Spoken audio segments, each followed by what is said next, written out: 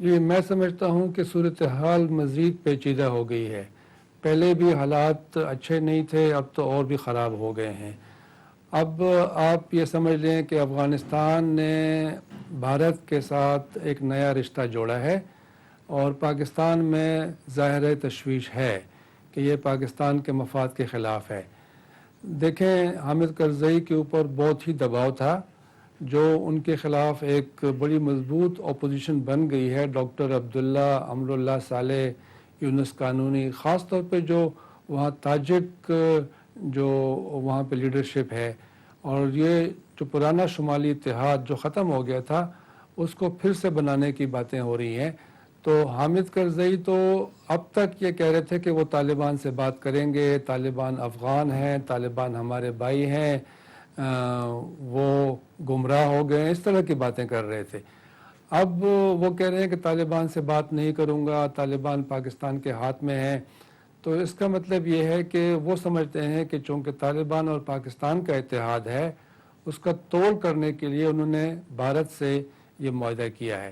اور آپ دیکھیں کہ اب اس صورتحال میں جب حامد کرزئی طالبان سے بات نہیں کریں گے، وہ کہتے ہیں پاکستان سے بات کروں گا، پاکستان کہے گا کہ یہ آپ کا اندرونی مسئلہ ہے افغانستان کا، طالبان سے بات کریں. تو جب بات نہیں ہوگی اور اتنی ناراضگی ہوگی تو اس سے تو مطلب یہ ہے کہ کوئی بھی اس وقت اس صورتحال میں امن کی بات نہیں ہوگی، بلکہ یہ ساری جو باتیں ہیں یہ تو جنگ کی طرف جا رہی ہیں. اور جب افغانستان کے فوجی بھارت میں تربیت حاصل کریں گے تو پھر پاکستان کی پریشانی اور بھی بڑھے گی.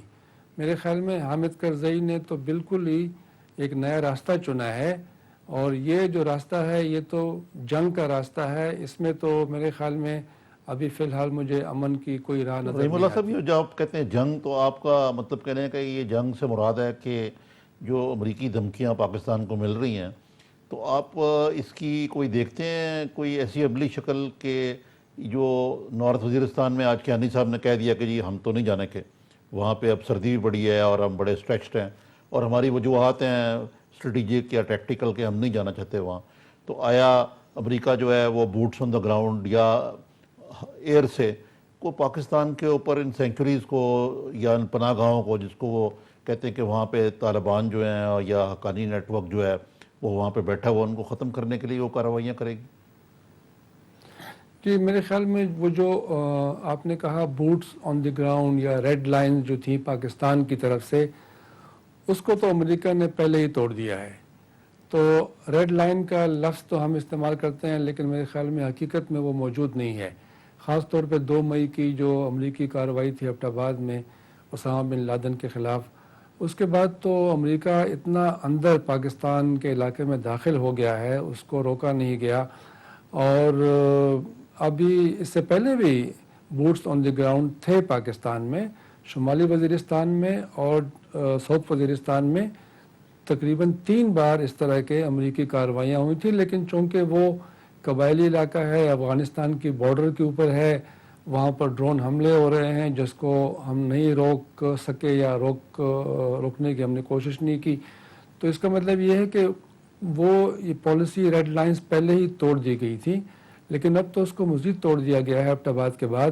اور میرے خیال میں امریکہ اپنے لیے کوئی بھی ریڈ لائنز کو رکاوٹ نہیں سمجھتا، اور وہ اس کو اگر موقع ملا، اگر کوئی ایکشنیبل انٹیلیجنس ملی، خاص طور پہ جو اہم لوگ ہیں، ڈاکٹر ایمن الظواہری ہیں، سیف العادل ہیں، ملا عمر ہیں، سراج الدین حقانی ہیں، اگر ان کے بارے میں امریکہ کو صحیح معلومات ملی تو وہ کارروائی کریں گے، پاکستان کو بتا کر یا بالکل اس طریقے سے خفیہ طریقے سے وہ کارروائی کریں گے. میرے خیال میں ان کا ہاتھ روکنا مشکل ہوگا. پاکستان اگر روکنے کی کوشش کرے گا تو امریکی یہ الزام لگائیں گے کہ آپ تو وار آن ٹیرر میں ہمارے اتحادی ہیں اور آپ یعنی بقول امریکہ کے جو ٹیررسٹ ہیں ان کا تحفظ کر رہے ہیں. تو یہ پاکستان کے لیے بڑا مشکل ہوگا امریکہ کو روکنا. اور میرے خیال میں یہ جو ابھی یہ خطرہ ہے شمالی وزیرستان میں، لیکن صرف مسئلہ امریکہ کو یہ پیش آ رہا ہے کہ اس کے پاس ایکشنیبل انٹیلیجنس نہیں ہے. کوئی آئیڈینٹیفائیبل حقانی نیٹ ورک کا ٹارگٹ نہیں ہے. کہاں پہ حملہ کریں, کس وقت کریں, کیونکہ ایک ہی آئیڈینٹیفائیبل ٹارگٹ میری نگاہ میں شمالی وزیرستان میں ہے, اور وہ جو حقانی کا گاؤں ہے, جو پاکستانی گاؤں ہے میران شاہ کے قریب, اس کو بولتے ہیں ڈنڈے درپا خیل. وہاں پہ ان کے خاندان کی رہائش ہے, وہاں پہ ان کی مسجد ہے, ان کا مدرسہ ہے. پہلے بھی وہاں پہ ڈرون حملے ہوئے ہیں, تلاشیاں بھی ہوئی ہیں.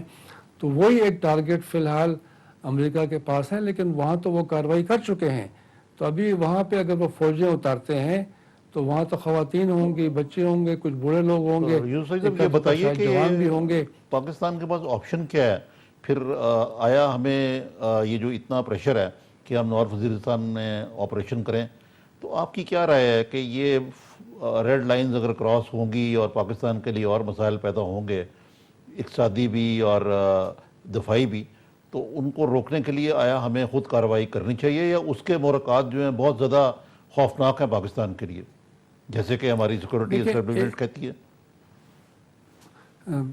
دیکھیں, ایک تو جو شمالی وزیرستان کی کیفیت ہے, وہاں تو حقانی نیٹ ورک کو اگر آپ فی الحال چھوڑ دیں, وہاں پہ ایسی قوتیں ہیں جو پاکستان کے خلاف جنگ کر رہی ہیں.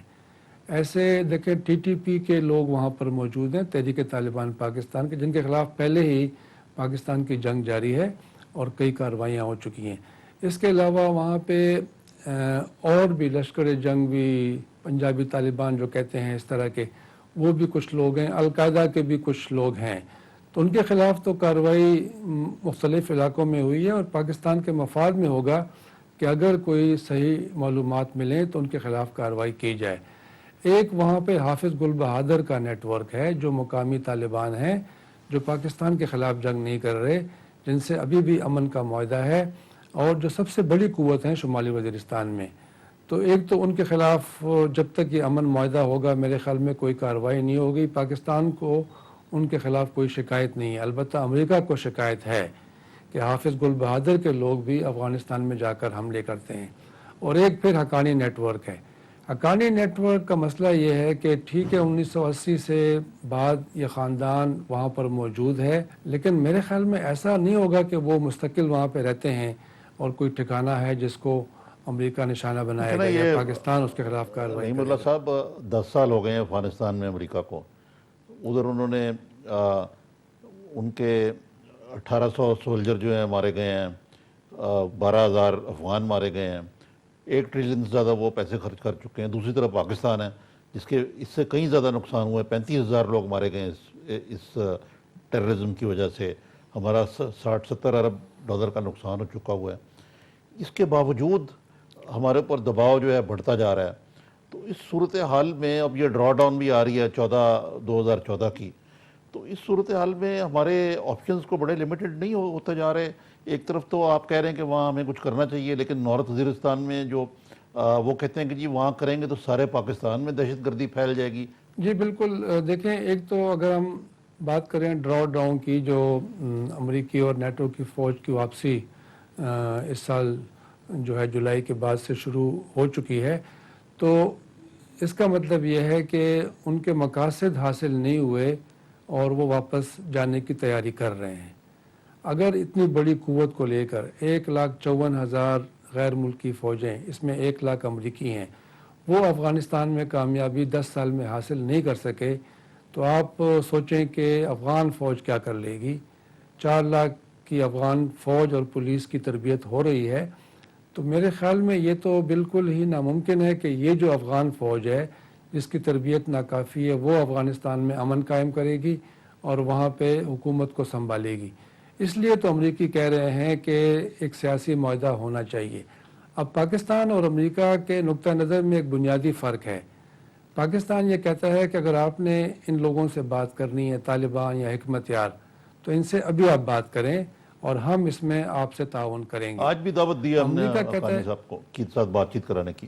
جی بالکل, ہاں, وہ تو ہم تو کئی بار یہ کہہ چکے ہیں کہ ہمارے ذریعے اگر آپ چاہیں تو بات کریں ان لوگوں سے.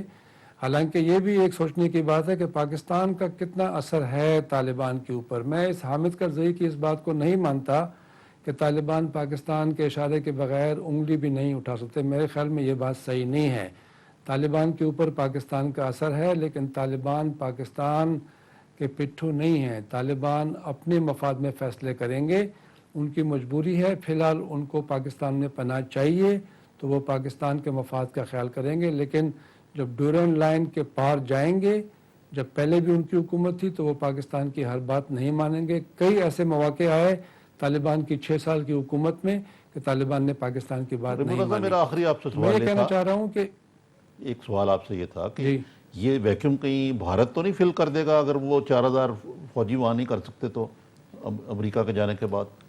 جو معاہدہ ہو گیا ہے افغانستان اور بھارت کا, جو پلاننگ ہے, جو امریکہ کی اس کو آشیرواد حاصل ہے, حمایت حاصل ہے, وہ تو یہی ہے کہ بھائی نیٹو والے جا رہے ہیں, بھارت اس ویکیوم کو فل کرے, بھارت ان کی تربیت کرے. بھارت کی فوج نہیں جا رہی افغانستان, لیکن بھارت کے ذریعے ان کی فوج کی تربیت ہوگی, پولیس کی تربیت ہوگی. پہلے ہی افغانستان کے ٹیچرز, فورن منسٹری کے لوگ, ایگریکلچر, لوکل گورنمنٹ, اس کے لوگوں کی تربیت ہو رہی ہے بھارت کے ذریعے. اب فوج کی تربیت بھی ہوگی. تو میرے خیال میں یہ حالانکہ بھارت کے لیے ممکن نہیں ہے کہ وہ اس ویکیوم کو فل کرے, اور بھارت کے آنے سے یہ مسئلہ مزید پیچیدہ ہو گیا ہے. حامد کرزئی نے میرے خیال میں یہ فیصلہ کر کے ایک ایسا کام کیا ہے جس سے حالات مزید خراب ہوں گے. اس میں بہتری کی کوئی مجھے صورت نظر نہیں آتی. رحیم اللہ یوسف صاحب, آپ کا بہت بہت شکریہ. خدا حافظ. جی بہت شکریہ نظامی صاحب آپ کا. ناظرین آج کے لیے اتنا ہی. فیڈ بیک سے ضرور آگاہ کریے گا. اپنی رائے بھیجنے کے لیے ہمارا پتہ نوٹ کر لیجئے, زیر بحث @sama.tv. اگلے ہفتے تک کے لیے اجازت دیجیے. اللہ حافظ.